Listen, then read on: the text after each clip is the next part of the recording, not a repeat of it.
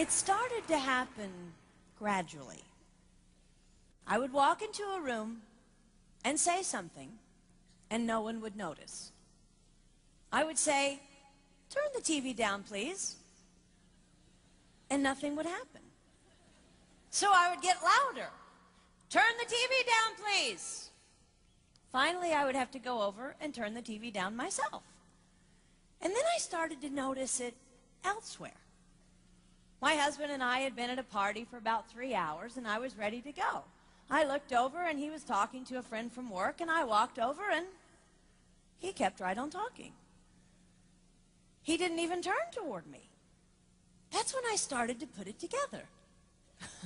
He can't see me. I'm invisible. I'm invisible. Then I started to notice it more and more. I would walk my son to school, and his teacher would say, "Jake, who's that with you?" And my son would say, "Nobody." Granted, he's just 5, but nobody?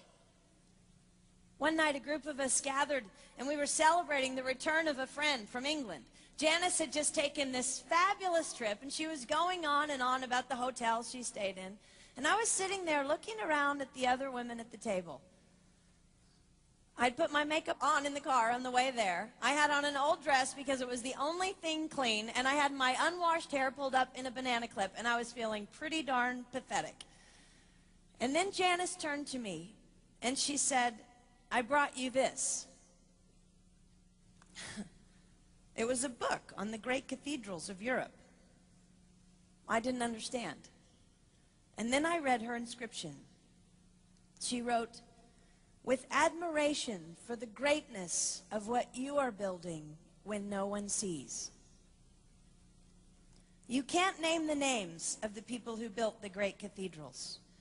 Over and over again, looking at these mammoth works, you scan down to find the names, and it says, "Builder, unknown, unknown, unknown."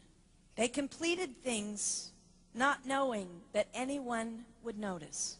There's a story about one of the builders who was carving a tiny bird inside a beam that would be covered over by a roof. And someone came up to him and said, "Why are you spending so much time on something no one will ever see?" And it's reported that the builder replied, "Because God sees." They trusted that God saw everything. They gave their whole lives for a work, a mammoth work, they would never see finished.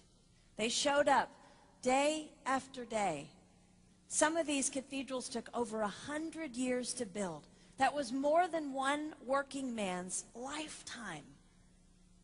Day after day. And they made personal sacrifices for no credit. Showing up at a job they would never see finished, for a building their name would never be on. One writer even goes so far as to say no great cathedrals will ever be built again because so few people are willing to sacrifice to that degree. I closed the book, and it was as if I heard God say, "I see you. You are not invisible to me. No sacrifice is too small for me to notice.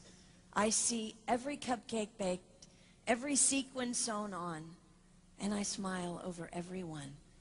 I see every tear of disappointment when things don't go the way you want them to go. But remember, you are building a great cathedral. It will not be finished in your lifetime, and sadly, you will never get to live there. But if you build it well, I will." At times, my invisibility has felt like an affliction to me. But it is not a disease that is erasing my life. It is the cure for the disease of self-centeredness. It is the antidote to my own pride. It's okay that they don't see.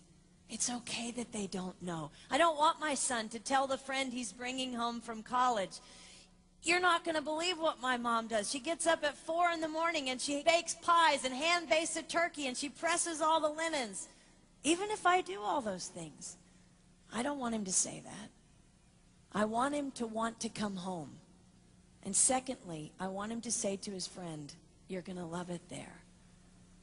It's okay that they don't see. We don't work for them. We work for him. We sacrifice for him. They will never see. Not if we do it right. Not if we do it well. Let's pray that our work will stand as a monument to an even greater God.